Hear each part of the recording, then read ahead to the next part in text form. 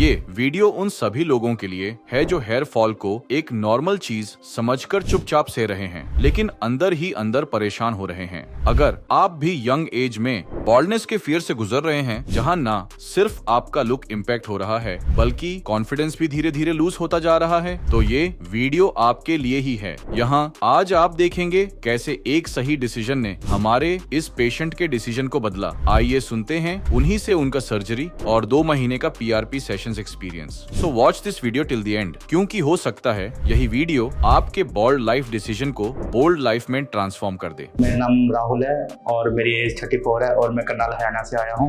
मैं जो ये बॉल्डनेस की मेरी प्रॉब्लम है, मैं लंबे समय से फेस कर रहा हूँ। 5 से 7 साल पहले जब मैंने देखा कि मेरे बाल जो यहाँ से धीरे धीरे उड़ना स्टार्ट हुए थे, फिर कुछ समय बाद देखा तो मेरे यहाँ से स्कैल्प से सारे बाल जा रहे थे, तो इसलिए मैं केओएसटी हरिद्वार आया हूँ। 5 से 10 साल से मैं इस प्रॉब्लम को फेस कर रहा हूँ और मुझे ये जब ज़्यादा नोटिस तब लगा जब मुझे मेरे फ्रेंड्स ने, मेरी फैमिली ने बताया कि आपके यहाँ से बाल जो पहले जा रहे थे अब धीरे धीरे यहाँ से भी जाना स्टार्ट हो गए हैं। और जैसे मैं कॉम कर रहा था, कहीं जैसे वॉश कर रहा हूँ तो लगता था कि बहुत बाल कम हो गए हैं, तो इसीलिए मैं मुझे लगता है कि जो मेरे बाल है, जैसे कि आप देख रहे हैं कि सारे जा रहे हैं यहाँ से और यहाँ से भी है, तो शायद इसलिए हो सकता है कि जो मेरा लाइफस्टाइल है ज़्यादा हेल्थी नहीं है और मैं फील्ड में ज़्यादा रहता हूँ और मेरी वर्कआउट भी मेरा 0 है, तो मुझे ही लग रहा है कि इसलिए भी मेरा जो है यहाँ से सारा स्कैल्प तो धीरे धीरे जा रहा है। दूसरा कारण भी मेरा ये है कि मेरी फैमिली में मेरी जो फैमिली मेम्बर है वो काफ़ी जो स्कैल्प उनका भी यहाँ से बिल्कुल नहीं है, तो जेनेटिक भी हो सकता है मेरा। इसके लिए मैंने अभी तक कोई भी किस तरीके का ऑयल या होम रेमेडी या किसी भी ट्रीटमेंट मैंने अभी तक नहीं लिया है। हेयर फॉल से मेरी लाइफ में ये इफेक्ट पड़ा है कि जैसे किसी पार्टी में जाना, कहीं फ़ोटो क्लिक कराना और कॉन्फिडेंस की कमी, ये सब चीज़ें मैं जो है फील कर रहा हूँ। हेयर ट्रांसप्लांट का प्लान जो है मैं लास्ट 6 मंथ से कर रहा हूँ और केओएसटी के बारे में मुझे तब पता लगा जब मैं एक दिन यूट्यूब चला रहा था और मैंने केओएसटी की ऐड देखी और तब मुझे केओएसटी के बारे में पता लगा और यहाँ का जो भी रिजल्ट है तब मैंने उसमें देखा। यहाँ आने से पहले मैंने अपने दोस्त से इस बारे में बात करी, तो उन्होंने मुझे एक बार बताया कि क्या हेयर ट्रांसफर कराना ज़रूरी है, तो मैंने उनको अपनी सारी सिचुएशन बताई, तो वो मेरे बाद में सपोर्ट में रहे, तभी मैं यहाँ आया हूँ। जब मैं घर पे था तो मैंने केओएसटी टीम से संपर्क करा, तो उन्होंने मेरी सारी फ़ोटो मांगी स्कैल्प की, तो तब उन्होंने डॉक्टर से बात करके मेरी जो बेस्ट हेयर लाइन रहे और मेरे डेंसिटी भी हाई रहे, तो उसके लिए उन्होंने मुझे 5500 ग्राम बताया है। मैं अभी यहाँ आया हूँ तो मेरा डाउट यही है कि शायद मुझे पेन ज़्यादा ना हो और कितने घंटे तक मेरी सर्जरी चलेगी, और केओएसटी से मेरी यही उम्मीद है कि मेरा जो पुराना लुक है वो मुझे लुक वापसी किया जाए।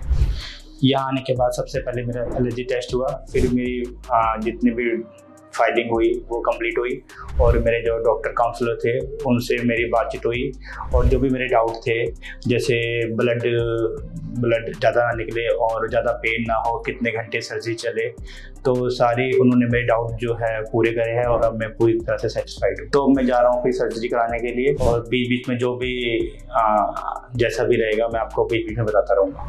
तब तक जुड़े रहे मेरी जर्नी से। Thank you guys, thank you केओएसटी।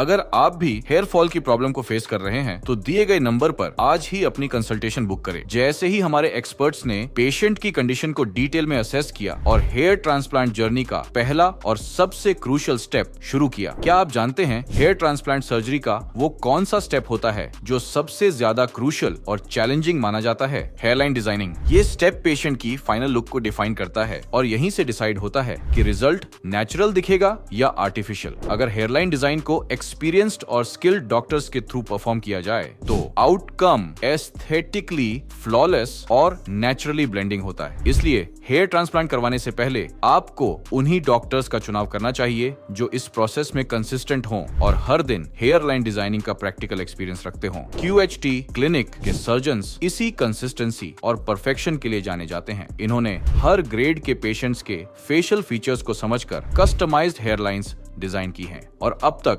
10,000 से ज्यादा सक्सेसफुल हेयरलाइन ट्रांसफॉर्मेशंस परफॉर्म कर चुके हैं। इन्हीं प्रिसाइज डिजाइन्स की वजह से हमारे पेशेंट्स को मिलते हैं नेचुरली ब्लेंडिंग रिजल्ट्स बिना किसी आर्टिफिशियल अपीयरेंस के। अब स्पेसिफिकली बात करें इस पेशेंट की हेयरलाइन डिजाइनिंग की तो सबसे पहले हमारे एक्सपर्ट्स ने पेशेंट का हेड वॉश किया, उसके बाद पेशेंट के बालों को ट्रिम किया, फिर ट्राइकोस्कोपी के थ्रू स्कैल्प को डीप एग्जामिन किया। उसके बाद उनके फेशियल फीचर्स और प्रोपोर्शंस के हिसाब से एक कस्टम शेप्ड हेयरलाइन डिजाइन की गई जिसे फॉरहेड के अपर पार्ट पर एक्यूरेटली मार्क किया गया। ग्लबेला पॉइंट यानी दोनों आईब्राउज के सेंटर से प्रिसाइज डिस्टेंस पर हेयर लाइन क्राफ्ट की गई। ऐसी डिटेलिंग सिर्फ एक आर्टिस्टिक और ट्रेन्ड हैंड के जरिए ही पॉसिबल होती है। हेयरलाइन के साथ साथ पेशेंट के दूसरे अफेक्टेड एरियाज को भी केयरफुली मार्क किया गया ताकि इम्प्लांटेशन के वक्त सर्जन्स को फुल क्लैरिटी मिले और पूरा प्रोसेस मैक्सिमम प्रिसीजन के साथ कंप्लीट हो जाए जिससे फाइनल रिजल्ट बिल्कुल नेचुरल अचीव हो पाए।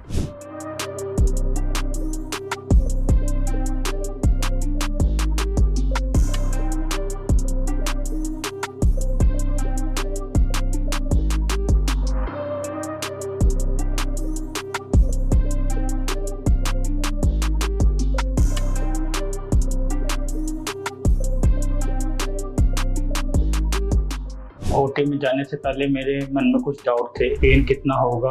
लेकिन जब मैं ओटी में गया और सबसे पहले मैंने देखा वहाँ पे सारे डॉक्टर वेल मेंटेन थे और बहुत ही हाइजीन था, हर चीज़ अपनी जगह पर रखी हुई थी। और जब डॉक्टर ने सबसे पहले मेरे से बात करना शुरू किया, उन्होंने मुझे कंफर्टेबल किया और उन्होंने मुझसे पूछा कि आपको किसी भी चीज़ से कोई दिक्कत परेशानी होगी तो हमें आप बता सकते हैं।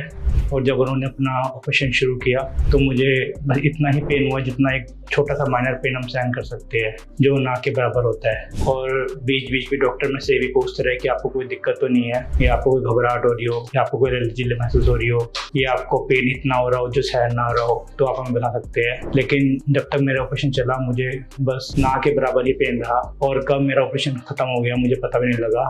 और बीच बीच में मुझे कभी पानी और कभी एनर्जी ड्रिंक और मील भी मिलती रही, इसलिए मैं बहुत सेटिस्फाइड हूँ। डॉक्टर ने जैसे कि मुझे बताया था कि आपको 4800 ग्राफ्ट लगेंगे और मुझे 4800 ग्राफ्ट लगे, और जो कि लेटेस्ट टेक्नोलॉजी की उसके थ्रू लगे हैं, और ये जो कि टेक्निक बहुत अच्छी है। जैसे कि अब मेरी सर्जरी हुई है और अभी मैं ऑपरेशन थिएटर से अभी भी बाहर आया हूँ, मुझे कोई ऐसा पेन महसूस नहीं हुआ, पर हल्का सा माइनर सा जो पेन मैंने आपको बताया है उतना ही हो रहा है जितना हम सहन कर सकते हैं। ना तो मुझे कोई चक्कर आ रहे हैं, ना मुझे कोई घबराहट हो रही है, और मैं हर आदमी को अपने तरीके से पहचान पा रहा हूँ, और जिसमें मैंने पानी भी पिया है अभी और कुछ मील भी ली है। मेरा यहाँ पे जितना भी प्रोसीजर हुआ है, हर चीज़, जैसे मैं यहाँ आया डॉक्टर से मिला, जितनी मेरी फाइलिंग हुई है, कितना अमाउंट है, कितने ग्राफ्ट है, और जितना भी ऑल ओवर मेरा बहुत फुली सेटिस्फाइड हूँ मैं, और मैं QHT को एक्सीलेंट कहना चाहूँगा। मैं इतना ही बताना चाहूँगा,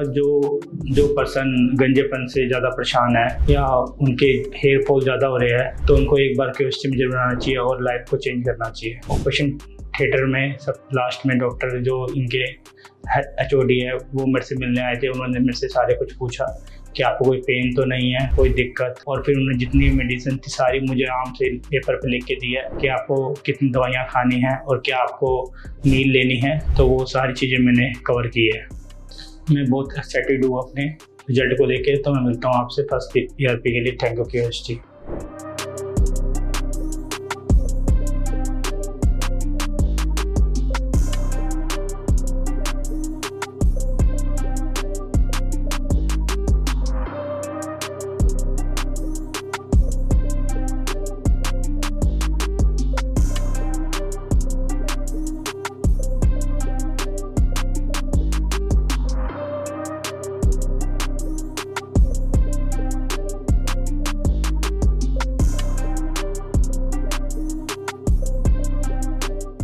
मैंने अपना हेयर ट्रांसप्लांट 9 अप्रैल को कराया था 2025 में, और आज मेरे 1 मंथ पूरे हो चुके हैं और मेरी आज फर्स्ट PRP भी हुई है। सर्जरी का जो मेरा एक्सपीरियंस है बहुत अच्छा रहा। जैसे मैं सोच रहा था कि मुझे बहुत ज़्यादा पेन होगा जो कि मुझसे सहन नहीं हो पाएगा, लेकिन जब डॉक्टर से मैं मिला पहले तो उन्होंने सेटिस्फाइड किया कि आपका इतना पेन होगा जितना आप बिल्कुल माइनर सा सहन कर पाओ। लेकिन जब मैं अंदर ऑपरेशन थिएटर में गया और वहाँ का एटमॉस्फेयर बहुत अच्छा था और डॉक्टर ने पहले मुझसे कंसर्न किया कि आप ठीक हो। उसके बाद उन्होंने जैसे मतलब स्टार्ट किया तो मुझे लगा नहीं कि मेरा स्टार्ट हो गया है। बहुत माइनर सा पेन था, बिल्कुल जितना हम नॉर्मली घर में जैसे चींटी काटते हैं उतना सहन कर सकते हैं। और यहाँ पे जो हाइजीन है बहुत अच्छा है और जो स्टाफ है वो बहुत अच्छा है और डॉक्टर आपकी जो भी इंफॉर्मेशन है उसको फुलफिल कर रहे हैं। और जो मेरा ऑपरेशन था फर्स्ट डे तो मेरा जहाँ से मेरे बाल यहाँ से निकल रहे थे वहाँ से पहले मेरा वो किया, डॉट लगाए। उसके बाद फिर अगले दिन जो है सेकंड डे मेरा ऑपरेशन कंप्लीट हुआ, जो सुबह स्टार्ट हुआ था 8-9 बजे और शाम तक 5-6 बजे तक कंप्लीट हो गया था। जब मेरा ऑपरेशन चल रहा था तो डॉक्टर में से समय समय पूछ रहे थे आपको कुछ खाना है, तो एक बीच में मुझे उन्होंने एक बारी मतलब रिफ्रेशमेंट के लिए फ्रूटी दी। उसके बाद फिर लंच हुआ तो लंच में उन्होंने मुझे सिंपल चपाती दाल सब्जी नॉर्मली वो भी दिया। हेयर ट्रांसप्लांट को 1 मंथ हो गया है और अभी मेरा शेडिंग फेज भी स्टार्ट हो गया है। उम्मीद करता हूँ मैं कि जैसे ही मेरा शेडिंग फेज समाप्त होगा और मुझे अच्छे रिजल्ट मिलेंगे। हेयर ट्रांसप्लांट के बाद जब मैं घर जाने लगा तो डॉक्टर ने मुझे बताया कि आपको कुछ प्रिकॉशन रखने हैं जो कि कुछ समय के लिए उसके बाद आप फ्री हो जाओगे। प्रिकॉशन में जैसे ये था, सबसे पहले ये था आपको हाइजीन रखना है अपने आप को और समय समय पे जो मुझे वाटर दिया था वो स्प्रे दिया था वो मारना है, इधर स्प्रे करना है। और जैसे आप सोओगे तो आपको सीधा सोना है हेड करके इस तरफ 2 दिन मिनिमम 2 दिन तो आपको ऐसे नहीं करना। उसके बाद जो खाने की थी फैसिलिटी डॉक्टर ने कहा था आपको जैसे ज़्यादा ऑयली नहीं लेना, आपको हल्का लाइट फूड खाना है ओनली 1 वीक तक। उसके बाद आप धीरे धीरे अपना कुछ स्टार्ट कर सकते हैं। और सबसे अच्छी बात मुझे ये भी लगी सर, यहाँ पे जो यहाँ की जो टीम है हेल्पलाइन जो भी है जो यहाँ पे जो सबको देखते हैं वो पूरे दिन में मुझे 10 कॉल करते थे, पूछते थे कि सर आप ठीक हो, आपको कोई दिक्कत तो नहीं है, हम डॉक्टर से कंसर्न कर रहे हैं, अगर आपको कुछ भी पेन हो बता दीजिए। तो मतलब ऑल ओवर मिला के मुझे बहुत अच्छा लगा नहीं रहा था कि सर्जरी हुई थी, ऐसा लग रहा था कि अपने घर में ही बैठा हूँ मैं जैसे। फर्स्ट हेड वॉश जो था वैसे तो मैंने यही सोचा कि जब मैंने इतना बड़ा हेड ट्रांसफर कराया तो मैं थोड़ा बहुत वैसे रिस्क वाला काम होता नहीं है, लेकिन मैं घर ना करा के इधर डॉक्टर से मिलूँ और उनसे ही अपना हेड वॉश कराऊँ। तो इसलिए मैं यहाँ आया था और इन्होंने ही मेरा हेड वॉश किया था। और हेड वॉश के लिए बहुत सिंपल तरीका है, हल्का सा पानी आप डाल के नॉर्मल उस पर थोड़ा सा अपना ये क्या कहते हैं जॉनसन्स जो शैम्पू आता है उसका झाग बना के वो रखिए, 5 मिनट उसको छोड़ना है, उसके बाद आप नॉर्मल अपना वॉश कर सकते हो। तो आपका नॉर्मली और जो आपके इधर डॉट्स होंगे वो हल्के हल्के धीरे धीरे 4-5 दिन में वो भी आपके क्लियर हो जाएंगे। आज मेरी फर्स्ट PRP थी, उसके लिए मैं यहाँ क्लिनिक पे आया था तो इन्होंने मेरा थोड़ा सा ब्लड नॉर्मल सा ब्लड जो की सीरीज होती है उसमें निकाला था और फिर उसके बाद उन्होंने प्लाज्मा तैयार करके मेरे इधर हेड पे लगाया है। और मुश्किल से 10-1 मिनट का, वैसे 10 मिनट तो रेस्ट के ही होते हैं, ऊपर से 10 मिनट लगते हैं मुश्किल से, जो कि बहुत मतलब पेन नॉर्मल इतना होता है जितना आपको बिल्कुल जैसे आप जैसे कभी जाते हैं तो आपको कोई सुई लगती है उतना बिल्कुल नॉर्मल जो आप सहन कर सकते हो, ऐसा पेन नहीं होता जो आपसे सहन ना हो पाए। उसके बाद डॉक्टर से मिला, डॉक्टर ने भी मुझे अच्छे तरीके से मेरे से बिहेव किया और सारी चीज़ समझाई, आपको क्या क्या करना है, आगे आपको क्या क्या खाना है, क्या पीना है, कैसा आपका लाइफ चल रहेगा। ये जो जर्नी थी मेरी फर्स्ट PRP तक थी। अब जो भी रिजल्ट होगा नेक्स्ट PRP में वो मैं आपके साथ ज़रूर अपने शेयर करूँगा। Thank you guys.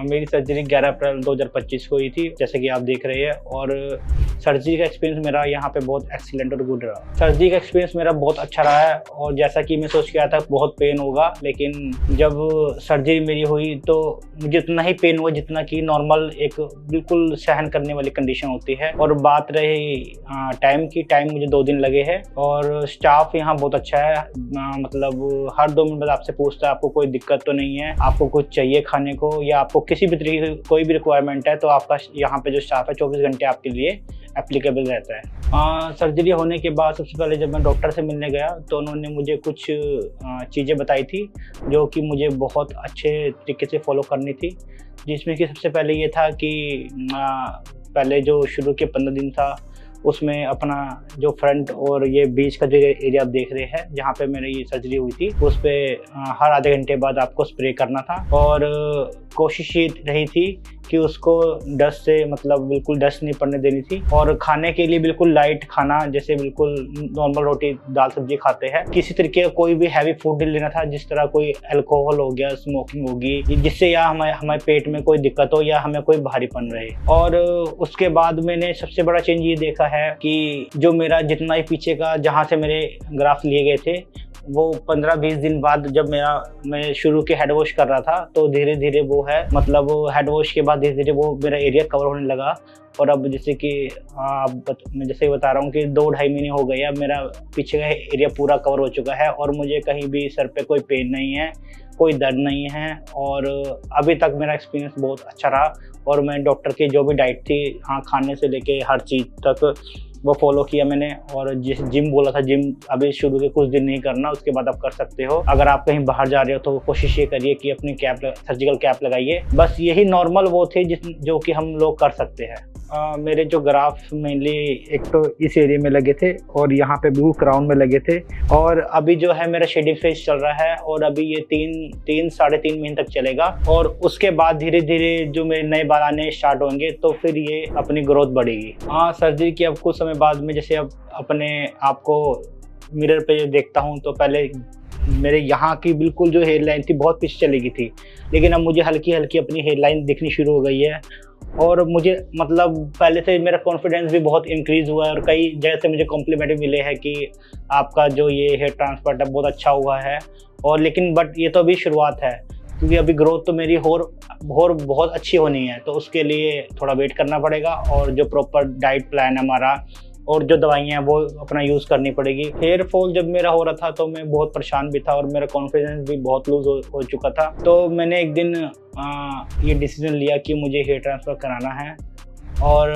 और मुझे क्या उस चीज़ के बारे में पता लगा जब मैं यहाँ आया तो मैंने सारा अपना ट्रीटमेंट लिया। और अब जैसे कि अब 2.5 महीने होने को आए हैं तो अब मुझे बहुत अच्छा मतलब गुड फील होता है और मुझे लगता है कि मेरा डिसीजन 100% सही था और मैं बिल्कुल सही जगह पे मेरा ऑपरेशन हुआ है। सबसे पहले तो मैं आपको बताना चाहूँगा, इस क्लिनिक में जो सबसे अच्छी बात मुझे लगी कि यहाँ पे सारे स्टाफ डॉक्टर का जो बिहेव है वो आपके साथ बहुत फ्रेंडली है। और मतलब जो हमारे मन में इतने डाउट और क्वेश्चंस थे जब मैं आया था कि ये चीज़ कैसी होगी, ये चीज़ होगी भी नहीं होगी और कितना पेन होगा, तो इन्होंने मेरे सारे डाउट्स क्लियर करे और किसी तरीके कोई प्रेशर नहीं किया कि आपको कराना है। पहले मेरी डाउट क्लियर करे, उसके बाद मुझे जब लगा कि बहुत अच्छा कॉन्फिडेंस से इन्होंने सारे डाउट क्लियर करे हैं और ये सर्जरी बहुत ही नॉर्मल सर्जरी हुई है, ऐसा नहीं है कि बहुत हार्ड सर्जरी थी। और जितना इन्होंने बताया था भी जितने ग्राफ एक्चुअल में लगने थे उतने ही लगे हैं। ऐसा नहीं है कि जैसे कई क्लिनिक में आपने देखा होगा आपको बताएंगे कुछ और लगाते कुछ और है, तो यहाँ पे चीज़ें नहीं थी। यहाँ पे बिल्कुल मतलब ईमानदारी से हर चीज़ की गई है। और रेटिंग की बात रही तो मैं इनको 10 में से मतलब 10 ही देना चाहूँगा, क्योंकि कम करने के कोई लॉजिक ही नहीं है यहाँ पे। अभी तक का जो भी मेरा एक्सपीरियंस है मैंने आपके साथ शेयर किया है। अब जब भी मेरी 3rd PRP होगी और जैसे कि मेरी जो भी ग्रोथ रहेगी मैं आपको जरूर दिखाऊंगा। तब तक आप इस वीडियो के साथ बने रहे। Thank you KSG। अगर आप भी जानना चाहते हैं कि 2 महीने बाद आपके ट्रांसप्लांटेड हेयर्स में क्या क्या चेंजेस आएंगे या फिर क्या आपका डोनर एरिया इतनी स्मूथ रिकवरी देगा, तो कमेंट करिए 2 months मैजिक।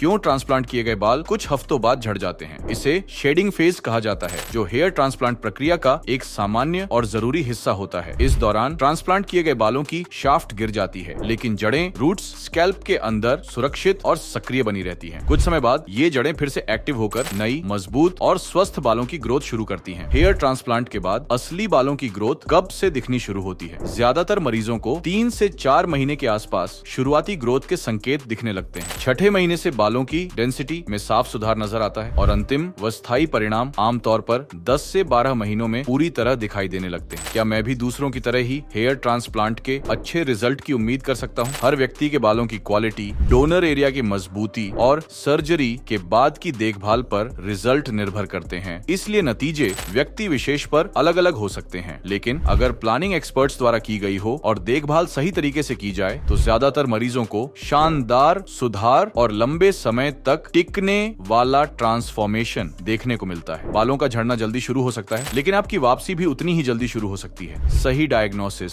अनुभवी विशेषज्ञों और समय पर लिए गए फैसलों के साथ बदलाव न सिर्फ संभव है बल्कि बेहद असरदार भी है। गंजेपन को अपनी पहचान मत बनने दो, आत्मविश्वास को अपनी राह बनाओ। आपके बाल, आपकी पहचान। जहां सबने कहा मुश्किल है, हमने वहां ट्रांसफॉर्मेशन पॉसिबल कर दिखाया। हेयर ट्रांसप्लांट सिर्फ कॉस्मेटिक चेंज नहीं है, ये एक इमोशनल और साइकोलॉजिकल ट्रांसफॉर्मेशन भी है। ऐसी ग्रेट बॉल्डनेस पर QHT क्लिनिक में हर procedure scientific planning, advance technique और पेशेंट सेंट्रिक केयर के साथ किया जाता है, ताकि रिजल्ट सिर्फ नेचुरल ही नहीं बल्कि इमोशनली फुलफिलिंग भी हो। बॉल्डनेस सिर्फ एक फिजिकल कंडीशन नहीं होती, ये आपके कॉन्फिडेंस, पर्सनैलिटी और सोशल प्रेजेंस को साइलेंटली इम्पैक्ट करती है। लेकिन जब सोल्यूशन साइंटिफिकली पर्सनलाइज्ड हो तो रिजल्ट सिर्फ कॉस्मेटिक नहीं, इमोशनल भी होते हैं। Right diagnosis, expert hair line design, natural results and most importantly your lost confidence restored. तो अगर आप भी हर बार बालों के लिए नया शैम्पू या नुस्खा ट्राई करते करते थक चुके हैं, तो अब टाइम आ गया है इन मिथ्स से निकलकर हेयर ट्रांसप्लांट सर्जरी को चुनने का। अगर आप भी अपना खोया हुआ लुक और कॉन्फिडेंस वापस पाना चाहते हैं तो आज ही हमारे एक्सपर्ट से कांटेक्ट कीजिए।